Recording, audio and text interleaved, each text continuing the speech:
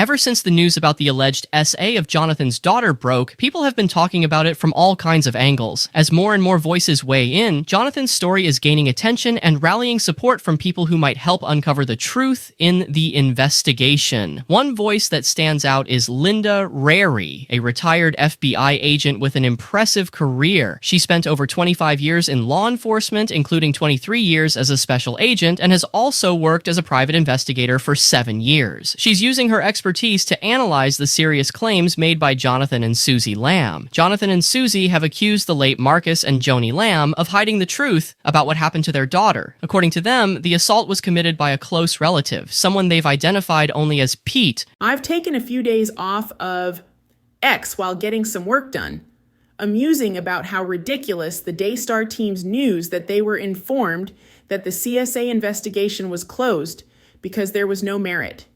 I'm not even going to respond to them anymore because it is so ridiculous. So I decided to write some thoughts down as to why I see that the credibility is on the side of Jonathan and Susie. I don't come to this conclusion as an armchair quarterback. I came to it with 25 years with the FBI, 23 having been a special agent, and approximately 7 years as a licensed private investigator. I have quite a bit of experience in ferreting out falsehoods and misdirection. Here are some things to consider when evaluating the validity information of witness statements obtained in the course of an investigation. Was it provided by someone who had direct knowledge of the matter? Were they physically present or in a position to observe or overhear? Were they directly involved? Is it corroborated by other data, such as other witnesses with direct knowledge, recorded conversations, texts, phone calls, messages, social media postings, documents, videos, or photographs? Has the witness been consistent with the details of the matter? It is reasonable for a witness to recall additional details after the initial interview. Is the source a subject expert on the matter at hand? Are they of good repute? Is the information provided plausible? Does the person providing the information have an agenda? Secondhand information is referred to as hearsay and is not admissible in court, but can be helpful in identifying other witnesses. Also, CSA investigations, while they are numerous, they are unique.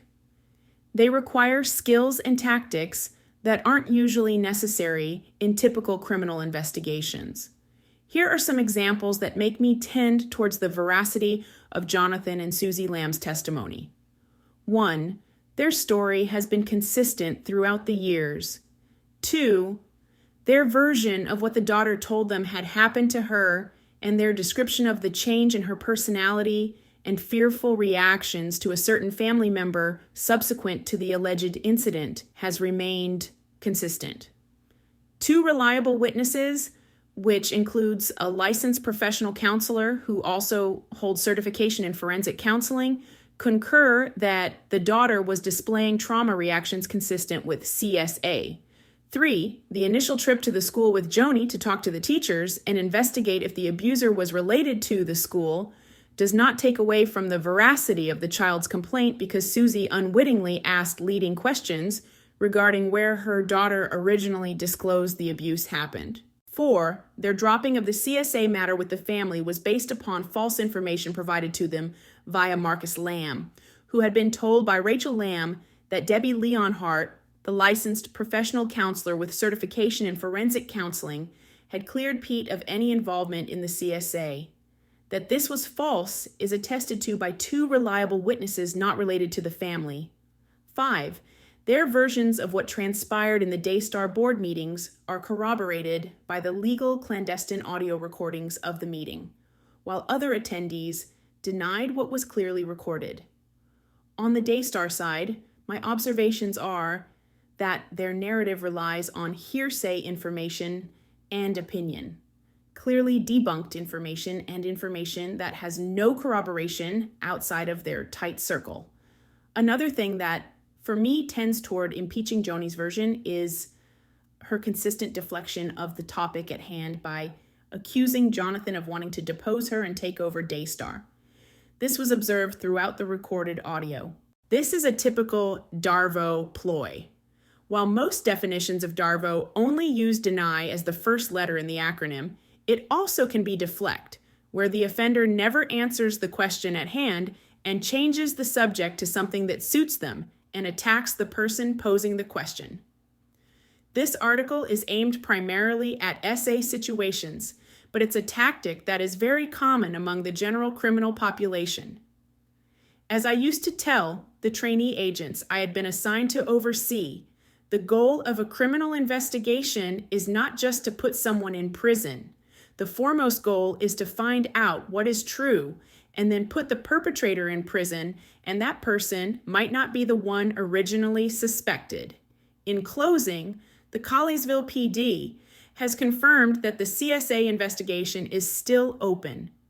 The Texas Penal Code sets the statute of limitations in the case of CSA as 20 years. Starting at the date the minor reached 18 years of age, that means that this case can remain active for another 29 years if need be. Also, in the case where the abuser has not been identified, there is no statute of limitations. The one thing that is beyond question in this investigation is that Baby Lamb was the victim of CSA. Keep praying for numbered justice for Baby Lamb.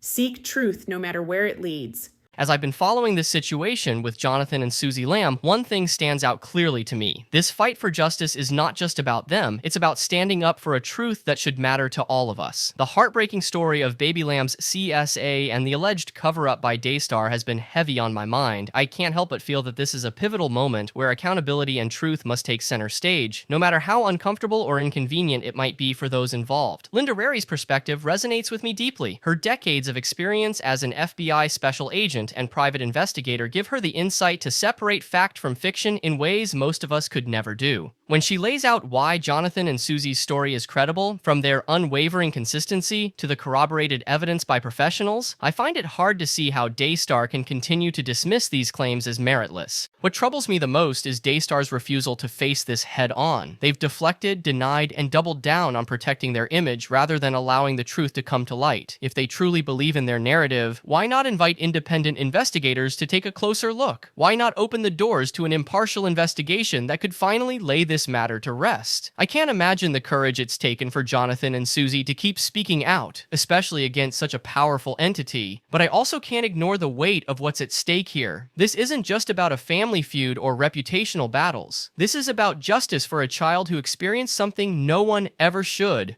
Daystar has an opportunity here. They can choose transparency, they can choose integrity. By allowing external investigators to review the case, they would show that their priority is not just preserving their image, but ensuring that justice is served. Isn't that what a ministry built on faith and truth should stand for? This case is not going away. The Texas Penal Code makes it clear there is time, years, even decades, for the truth to surface. But why wait that long? Why not act now when the voices demanding justice are growing louder and the evidence demanding accountability is already mounting? For me, it's simple. Justice for Baby Lamb isn't negotiable. It's not something to be dismissed, deflected, or swept under the rug. It's about doing what's right, no matter how difficult that may be. Daystar has the power to prove they stand for truth. It's time they use it. Until then, I'll keep praying for justice. And I know many others will too. Because at the end of the day, seeking truth and fighting for justice is not just the Lamb's battle, it's all of ours.